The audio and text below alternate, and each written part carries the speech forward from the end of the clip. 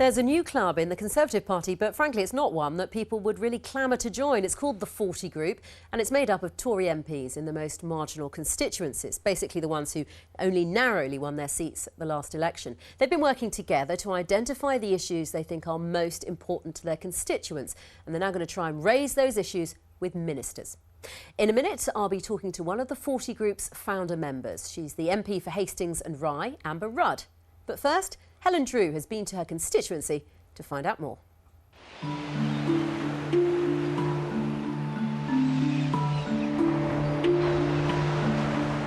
The club that nobody wants to be in. That's the way a new group called the 40 describe themselves. It's made up of the 40 Conservative MPs who won their seats with the narrowest of majorities. And they've found they have things in common. A high proportion of their constituencies include coastal towns, and there's more deprivation and higher unemployment than in many safer Tory seats. Hastings is one of these, and its MP Amber Rudd is one of the group's founding members. It's identified the top 3 issues for their constituents as transport, health and the economy, and aims to raise their profile in government. Locally, they're big issues and certainly matter.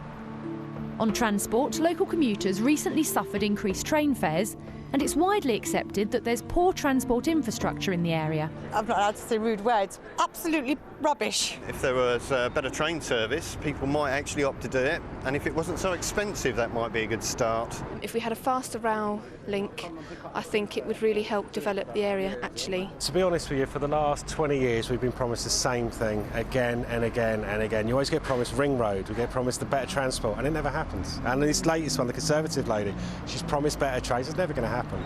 Inadequate transport links, especially on routes to London, aren't aiding economic recovery in the town. Well, the problems are clear. It was quicker to get to London on a steam train than it is these days. That is a shocking indictment to the way that the transport infrastructure of this area has been left to fester.